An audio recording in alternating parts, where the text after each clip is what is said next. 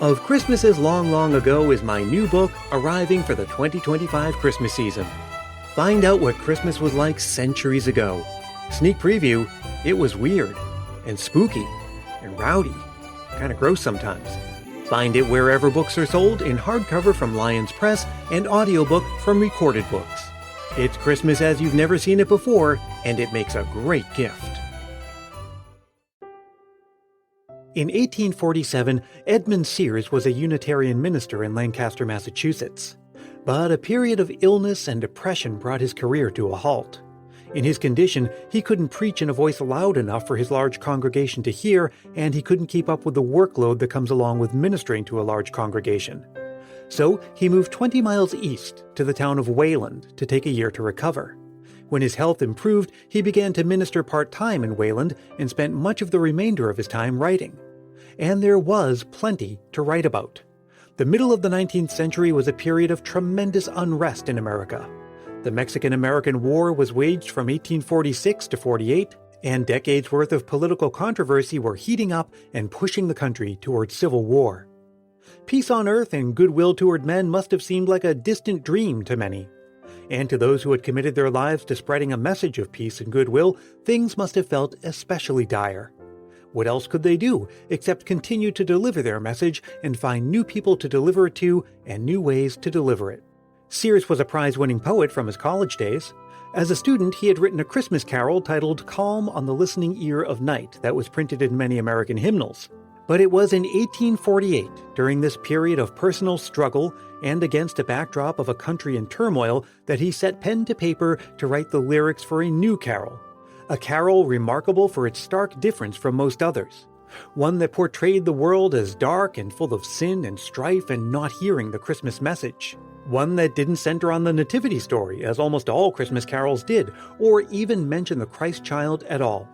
A humanist carol, focusing mostly on longing for better times, and one that came at just the right time in music history, which allowed it to enter the ranks of classic Christmas music still popular more than 170 years later. The carol we know as It Came Upon the Midnight Clear. I'm Brian Earl. This is Christmas Past.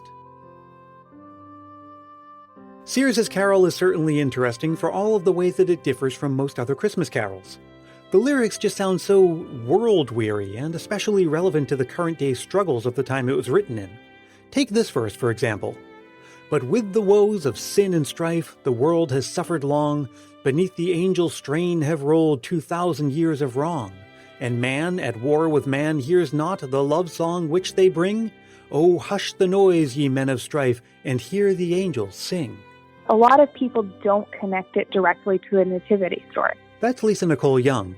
She's a music fellow at Old Sturbridge Village in Massachusetts. It's a living history museum that recreates life in rural New England in the late 18th and early 19th centuries. And it's true that it is a Christmas song that doesn't reference the birth of Christ directly, but it references that earlier point in the story while the shepherds are receiving the news of Christ's arrival and the peace on earth and goodwill towards men. So it's an interesting perspective on the nativity story, focusing on the experience of the everyday working man when they heard the good news. But there's something else that's interesting about this song. The origin story of Midnight Clear is really unique because of where it is placed in history. I find it most interesting because it represents the music of that early Romantic era, the music heading into what in religious music is called the Third Great Awakening. The Great Awakenings refer to a number of periods of increased religious enthusiasm in American Christian history. Historians recognize 3 and possibly 4 such Great Awakenings in America, with the third one, the one we're talking about here, spanning the middle of the 19th century and into the early 20th. The Third Great Awakening overlaps with when the Midnight Clear was written because it started in the 1850s to 1890s period, and it really reshaped how a lot of our hymns are written. It helped to reshape how hymns are written because it inspired a huge influx of new hymns to be written. And that influx coincided with a time when music itself was entering a new era. Previously in hymn writing, lyrics and tunes were often totally separate things meant to be mixed and matched. A lot of hymns through the 17 and 1800s would simply say can be sung to any tune in common meter, can be sung to any tune in triple meter. Or if you had a choir master leading services, they might announce what tune they were about to sing the hymn to. So there was a lot of mix and match of lyrics and tunes that happened. And that means the tunes weren't written with any set of lyrics in mind, and vice versa. But around this time, that was starting to change. Once you start to hit that 1850s period, religious music took a pretty significant change, and hymns were being written with melodies and accompaniments that specifically supported the lyrics, that supported the emotions of the song. Romantic music refers to the era that it was written in. Just after the classical era of the mid-18th and early 19th centuries, we enter the Romantic era, which would last for the remainder of the 19th century. And it's referring to the shape and the structure of the music. So in the Romantic era, you're moving out of the very formulaic, structured classical music, so composers like Mozart, early Beethoven work, where there's a very distinct chord progression, into Romantic era music, where it's not the form that focused on. In the Romantic era, they really focus on where the music is moving. What story is it telling? Sears originally wrote Midnight Clear as a poem, which was published in the Christian Register in 1849. Some accounts say that it was first performed as a carol on Christmas Eve of 1849, and if that's true, we don't know what tune it was sung to, because the tune that was written for it didn't come until the following year. Sears requested a tune to be written to his lyrics by the composer Richard Willis.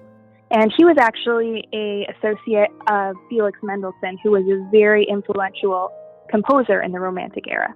So a lot of the changes that are happening in music are happening right in Willis's world, in his social circle. So you see a lot of the newest of Romantic music being reflected. And I think the melancholy mood of the music actually emphasizes that feeling within the lyrics. And even though Midnight Clear has a tune written specifically for it, there is still some of that mixing and matching going on depending on where you're singing the song. In the U.S., we sing It Came Upon a Midnight Clear to a tune called Carol. In England, they sing it traditionally to a tune called Noel. And just to give you a taste of the difference between the tunes, here's a comparison.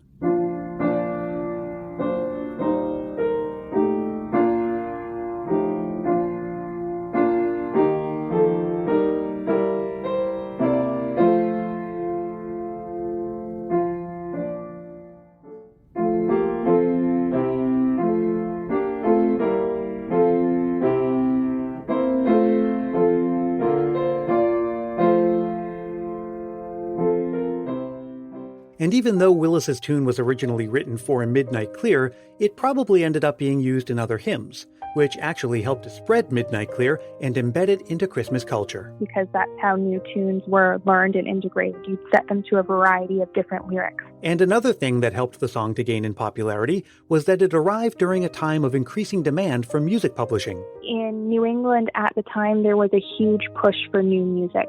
We went through previous centuries where we were quite detached from musical development, but by the 19th century, new songs are being printed and published by music shops in Boston, in New York, in Philadelphia.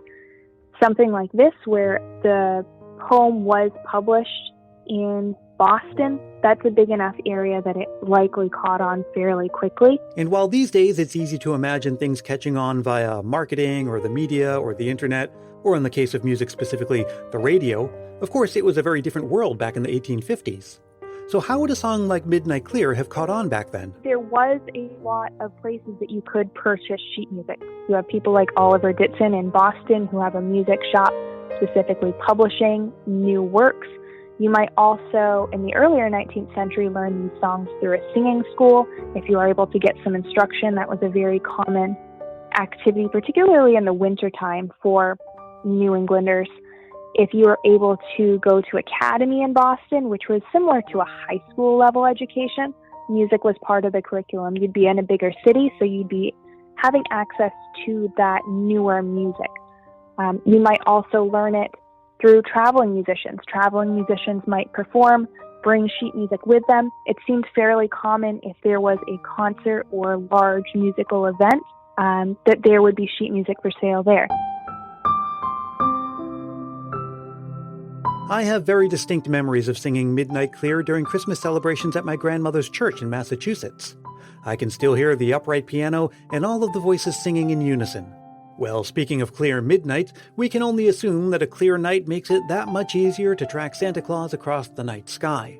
NORAD has been doing that every year for decades, and following along has become a treasured tradition for many people's families, like Ashley's in Ontario. We had a family computer, and I guess my dad found out that you can track Santa through going to norad.com. And when we used to hunker down for Christmas Eve together, after we'd have dinner, it would be like a topic of our evening was where was Santa that minute, and tracking his every move, and it just kind of made the evening that much more magical. We used to sit in front of our fireplace and tidy the room up, get it ready for Santa to come, and I think even to this day I still look to NORAD every Christmas Eve just to make the evening just that much more magical for all the kids and for all the adults too. Christmas Past did an entire episode about NORAD tracking Santa. Take a stroll through the back catalog and check it out. And when you're done doing that, think about what Christmas memories you want to share with the rest of the Christmas Past family. There's still time to include one this season. Just record yourself speaking into your phone's voice memo app and send it to christmaspastpodcast@gmail.com. Keep it reasonably short, clean and family friendly, and be sure to say your name and where you're from. I'll be back again in a few days with an all-new story from Christmas Past. Until then, let me remind you that Christmas Past is produced in wonderful Willow Glen, California by yours truly, Brian Earl. Thank you to Lisa Nicole Young, Ashley in Ontario, and thank you to Carrie for providing piano samples of the differences between the two tunes used for Midnight Clear. And as always, thank you for listening. Drop me a line anytime at christmaspastpodcast@gmail.com with a Christmas memory or just to say hi. And stay connected all throughout the season on Facebook, Twitter, and Instagram. And join our private Christmas Past Facebook group if you haven't yet. And hey, if you're really feeling the Christmas spirit, why not help more people discover the show? It's as easy as telling a friend about it or leaving a review on Apple Podcasts. If you do leave a review, I'll send you a Christmas Past sticker, and a handwritten Christmas card is my way of saying thanks. Reach out for details, and until we meet again, may your days be merry and bright.